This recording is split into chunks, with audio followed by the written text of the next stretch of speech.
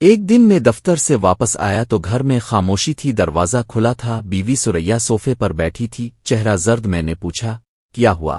بولی ہنا ابھی تک واپس نہیں آئی۔ وہ کہہ کر گئی تھی کہ صرف آدھے گھنٹے کے لیے دوست کے گھر جا رہی ہے۔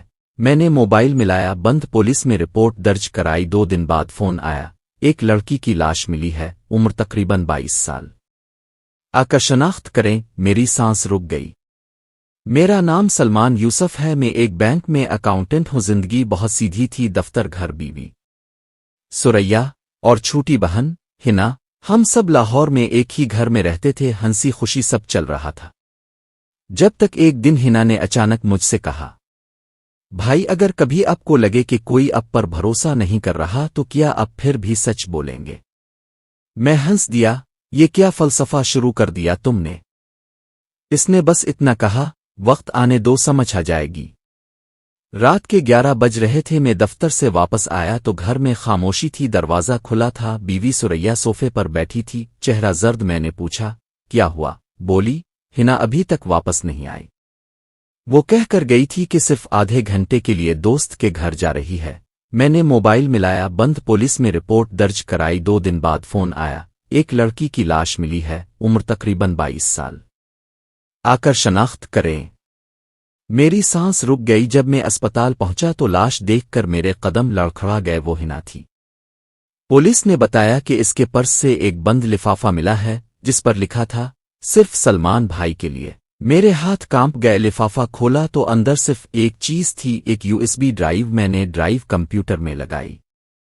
اس میں ایک ویڈیو تھی، ہنا کسی چھت پر کھڑی تھی، کہہ رہی تھی اگر یہ ویڈیو کسی نے دیکھی تو سمجھ جائے کہ میں نے جو کچھ جانا وہ سب سچ تھا۔ بھائی جس پر تم آنکھ بند کر کے بھروسہ کرتے ہو وہ تمہاری زندگی برباد کر رہی ہے۔ میں ہکا بکا رہ گیا۔ ویڈیو کے آخر میں صرف ایک فائل کا نام لکھا تھا، ٹروتھ ڈاکس او، لیکن فائل ڈرائیو میں موجود نہیں تھی۔ میرا پہلا شک سریا پر گیا، لیکن سریا نے روتے ہوئے کہا میں بھی ہنا کی موت سے صدمے میں ہوں، تم مجھ پر کیوں شک کر رہے ہو؟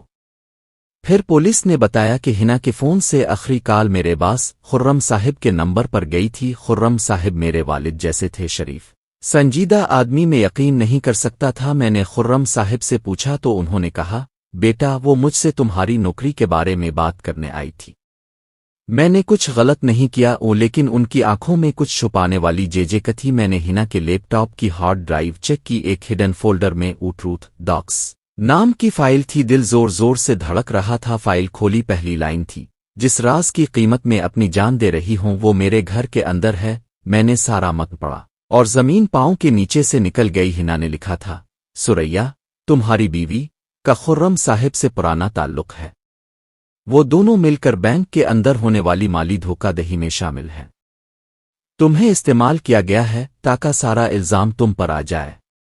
میں نے ان کے پیغامات دیکھ لیے ہیں، اسی لیے میری زندگی خطرے میں ہے۔ میں نے فوراً پولیس کو سب کچھ دیا، ان دونوں کو گرفتار کر لیا گیا۔ سریا نے عدالت میں کہا میں نے یہ سب اس لیے کیا کیونکہ میں چاہتی تھی ہم جلد امیر ہو جائیں، مگر ہنا نے سب برباد کر دیا۔ وہ میں چپ کھڑا رہا، بس ایک ہی بات بار بار ذہن میں گونجتی رہی، اگر کبھی کوئی تم پر بھروسہ نہ کرے تو کیا تم پھر بھی سچ بولو گے؟ ہنا اب نہیں تھی، لیکن وہ سچ کی او خاموش گواہی بن گئی، اور میں ایک ایسا بھائی جو دیر سے صحیح مگر اپنی بہن کے الفاظ پر آخرکار یقین کر گیا۔ 2 سال گزر چکے تھے، سریا جیل میں تھی، خرم صاحب کیس کے فیصلے کا انتظار کر رہے تھے۔ میں نے بینک چھوڑ دیا تھا، زندگی میں اب صرف ایک ہی چیز تھی، سکون کی تلاش، لیکن سکون کبھی واپس نہیں آیا۔ ہر رات مجھے وہی خواب آتا ہے، نہ کہہ رہی ہوتی بھائی میں نے کہا تھا نا، سچ کبھی دفن نہیں ہوتا۔ ایک دن صبح دفتر، جہاں میں اب ایک نئی کمپنی میں تھا، میرے نام پر کوریئر پیکٹ آیا، کوئی بھیجنے والا نہیں لکھا تھا۔ میں نے کھولا تو اندر ایک چھوٹا سا موبائل تھا، پرانا سا، بغیر سم کے، اس میں صرف ایک ویڈیو تھی۔ میں نے ویڈیو چلائی، پہلے اندھیرا نظر آیا، پھر دھندلا سا چہرہ، میرا دل رک گیا، وہ ہنا تھی۔ بھائی اگر تم یہ ویڈیو دیکھ رہے ہو تو سمجھ لو کہ میں زندہ ہوں، لیکن میں وہ سب نہیں بتا سکتی جو ہوا۔ صرف اتنا یاد رکھو، جس سچ پر تم نے یقین کیا وہ پورا سچ نہیں تھا۔ ویڈیو ختم ہو گئی، میں کرسی سے اٹھ نہیں پا رہا تھا، یہ کیسے ممکن تھا؟ میں نے تو اپنی بہن کی لاش خود دیکھی تھی۔ اسی دن جیل سے ایک خط آیا، سریا کی طرف سے، خط میں لکھا تھا सलमान, तुमने मुझे कभी मौका नहीं दिया कि मैं अपनी बात कह सकूं। मैं मुजरिम जरूर हूं, मगर तुम्हें जो दिखाया गया वो सब सच नहीं था। हिना की मौत सिर्फ एक खेल थी, जिसका तीसरा खिलाड़ी तुम्हें आज तक मालूम नहीं, आखिर में लिखा था। अगर तुम सच जानना चाहते हो तो खुर्रम के दफ्तर जाओ, वहां वो सब मौजूद है जो तुम्हें उलझा रहा है। मैं फौरन गया, दफ्तर बंद था, पर एक चौकीदार ने बताया कि खुर्रम साहिब पिछले हफ्ते दिल का दौरा पड़ने से मर गए। उनके कमरे की मेज पर फाइलों के नीचे से एक डायरी मिली। डायरी के पहले सफ़े पर लिखा था, अगर ये सलमान तक पहुंचे तो समझ जाए कि मैंने हिना को जिंदा रखा। वो मेरी बेटी थी। मैं चंद लम्हों तक कुछ समझ ना सका। डायरी आगे पढ़ते ही मेरे हाथ कांपने लगे। खुर्रम साहिब ने लिखा था, सालों पहले मैंने एक गलती की। एक गैर कानूनी स्कीम में तुम्हारे वालिद के साथ काम किया। पैसा दोनों के नाम पर आया, मगर तुम्हारे वालिद ने सब कुछ अपने नाम कर लिया। मैंने बदला लेने की कोशिश की, मगर इसी दौरान हिना को पता चल गया। मैंने इसे छुपाया क्योंकि मैं नहीं चाहता था वो किसी को बताए। मैंने सबको यही यकीन दिलाया कि वो मर गई, मगर वो जिंदा है और अब सब कुछ जानती है। मेरे ज़हन में बिजली सी दौड़ गई तो हिना खुर्रम साहिब की बेटी थी, यानी मेरा बाप और खुर्रम एक साथ मुलव्वस थे। मेरी सारी जिंदगी जिस सच पर यकीन किया वो आधा सच था। मैं फौरन पुलिस के पास गया, मगर वो सब कुछ जानने के बावजूद कुछ नहीं कर सकते थे। केस बंद हो चुका था। एक हफ्ते बाद मुझे एक ईमेल मिली और नीचे सिर्फ एक जगह लिखी थी, पुराना खुर्रम हाउस। मैं रात गए वहां पहुंचा। छत पर एक कुर्सी रखी थी, इस पर वही चेहरा। हिना में धाड़े मार कर रोने लगा। तुम जिंदा हो? तुमने ये सब क्यों किया? हिना ने आहिस्ता कहा, मैं मर गई थी भाई तुम्हारे लिए। अगर मैं जिंदा रहती तो तुम कभी अपने बाप के सच का सामना नहीं कर पाते। मुझे सब छुपाना पड़ा ताकि तुम बच जाओ। ओ, मैंने कहा, क्या बाप ने वाकई ये सब किया? इसने सर हिलाया। हाँ, वो और खुर्रम एक ही जुर्म में थे, मगर बाप ने खुर्रम को धोखा दिया। मैं बस चाहती थी कि तुम किसी एक सच पर जिंदा रहो, ना कि सब सच्चों में मर जाओ। सुबह का वक्त था। मैं छत के किनारे खड़ा था, हिना की तरफ देखा, लेकिन अगले लम्हे वो गायब थी। सिर्फ एक कागज पड़ा था। सच कभी खत्म नहीं होता, बस चेहरे बदल लेता है। मैंने आसमान की तरफ देखा और पहली बार महसूस किया खामोश गवाह अब मैं खुद बन चुका हूं। 3 महीने गुजर चुके थे। मैं अपनी जिंदगी वापस संभालने की कोशिश कर रहा था। हिना से दोबारा कोई राबता नहीं हुआ। कभी कभी लगता था वो वाकई चली गई है और कभी लगता था वो कहीं करीब ही है। एक दिन डाक में एक छोटा सा पार्सल आया। भेजने वाले का नाम फिर से नहीं था। अंदर एक पुराना यूएसबी था, साथ एक चिंट। अगर हिम्मत है तो चला कर देखो, सच कभी मर नहीं सकता, चाहे तुम चाहो भी तो। मैंने वीडियो चलाई। इसमें एक तारीख कमरा था। कैमरा किसी टेबल पर रखा हुआ था और सामने में खुद बैठा था। मेरा दिमाग सुन हो गया। वीडियो में में बैठा था और कह रहा था, मेरा नाम सलमान यूसुफ है।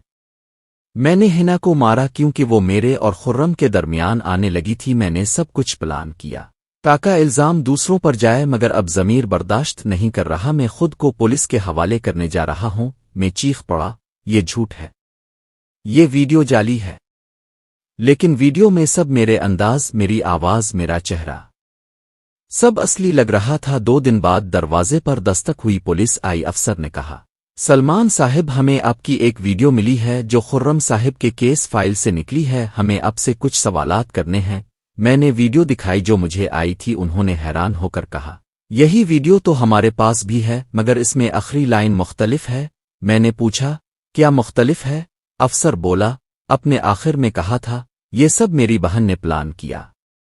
वो जिंदा है। मेरे जिस्म में झटका लगा। क्या? मैंने फिर से सब रिकॉर्ड देखने शुरू किए। खुर्रम की डायरी, सुरैया की चिट्ठियां, हिना की वीडियोस। हर जगह एक नुक्ता था जो मैंने कभी गौर से नहीं देखा था। सब कुछ रिकॉर्ड शुदा था। मैं सोचने लगा, क्या मैं वाकई किसी के खेल का हिस्सा था? क्या मैं खुद एक मोहरा था? कोई मेरी शक्ल, मेरी आवाज इस्तेमाल कर रहा था? इसी रात मेरे लैपटॉप पर एक नया ईमेल आया। नीचे एक वीडियो लिंक था। वीडियो चली। इसमें हिना एक लैब में बैठी थी। वो किसी फाइल को दिखा रही थी और पीछे दीवार पर मेरा डीएनए प्रोफाइल चस्पा था। इसने कहा, भाई, अगर तुम ये देख रहे हो तो जान लो तुम खुर्रम के बेटे हो, ना अबू के। तुम मेरी माँ की पहली शादी से हो। तुम्हें जिस बाप ने पाला वो दरअसल मेरे असल वालिद का दुश्मन था। तुम्हें पाल कर इसने हम सबसे बदला لیا تم اس کہانی کا گواہ نہیں بلکہ تم ہی وہ راز ہو جس کے لیے سب نے جھوٹ بولا۔ میں کرسی پر بیٹھا رہ گیا، میرے اندر سب کچھ ٹوٹ گیا۔ میرے والد میرے نہیں تھے، میں خرم کا بیٹا تھا۔ پولیس نے سب ثبوت دیکھ کر کیس دوبارہ کھول دیا۔ خرم مر چکا تھا سر۔ سریا جیل سے رہا ہو گئی کیونکہ اصل ثبوت مجھ سے جڑے تھے اور ہنا کہیں نہیں ملی۔ آخری بار جو میل آیا اس میں صرف ایک لائن تھی، بھائی تم نے مجھ پر شک نہیں کیا اس لیے تم بچ گئے، مگر یاد رکھو خاموش گواہ ہمیشہ وہی بنتا ہے جس کے پاس سب سچ ہو اور سب کچھ کھونے کو بھی تیار ہو۔ مجھے لگا سب ختم ہو چکا ہے، لیکن انسان جب سچ جان لیتا ہے تو زندگی نہیں گزارتا، بس سزا کاٹتا ہے۔ میں نے سب کچھ چھوڑ دیا، نوکری، شہر، لوگ، صرف ایک مقصد رہ گیا تھا۔ میں نے اس کی پرانی ای میلز، فائلز اور بینک ریکارڈز کھنگال ڈالے۔ ایک ای میل میں آخری لوکیشن کی جھلک ملی۔ میں وہاں پہنچا، برف گر رہی تھی، خاموشی تھی۔ ریسپشن پر پوچھا تو مینیجر نے کہا، جی مس ہنا یہاں رہتی تھیں، لیکن وہ ایک ہفتہ پہلے گئی ہے، کچھ چھوڑ گئی تھیں آپ کے لیے۔ اس نے ایک لفافہ دیا، لفافے میں ایک چابی، ایک تصویر اور ایک نوٹ تھا۔ سلمان، اگر تم یہاں تک پہنچ گئے ہو تو اب تمہیں صرف ایک دروازہ کھولنا ہے، باقی سب خود بول اٹھے گا۔ میں نے کمرہ کھولا، اندر صرف ایک میز، ایک کرسی اور ایک لیپ ٹاپ تھا۔ لیپ ٹاپ آن کیا، اس میں ایک ویڈیو کھلی تھی۔ ویڈیو میں ہنا بیٹھی تھی، بال سیاہ چادر میں بندھے ہوئے، چہرہ تھکا ہوا مگر آنکھوں میں عزم۔ بھائی تم سچ جان گئے، تم خرم کے بیٹے ہو، مگر میں تمہاری بہن نہیں، میں تمہاری ماں کا گناہ ہوں۔ وہ عورت جس نے 2 زندگیاں برباد کی، خرم تمہارا باپ تھا مگر میرے والد نہیں۔ ہم دونوں کو ایک ہی شخص نے پال کر ایک دوسرے کے خلاف استعمال کیا، مگر اب وقت آ گیا ہے کہ یہ کھیل ختم ہو۔ میں گھبرا گیا۔ کھیل؟ کون سا کھیل؟ ویڈیو میں ہنا کے پیچھے ایک شخص کھڑا ہوا، وہ بولے، میں نے تم دونوں کو سچ سے دور رکھا کیونکہ سچ تم دونوں کو ختم کر دیتا، مگر میں ہار گیا۔ اگر تم یہ دیکھ رہے ہو تو سمجھو ہم سب ایک دوسرے کے خاموش گواہ تھے۔ ہر کسی نے جھوٹ بولا مگر کسی نے غلطی سے بھی سچ نہیں چھپایا۔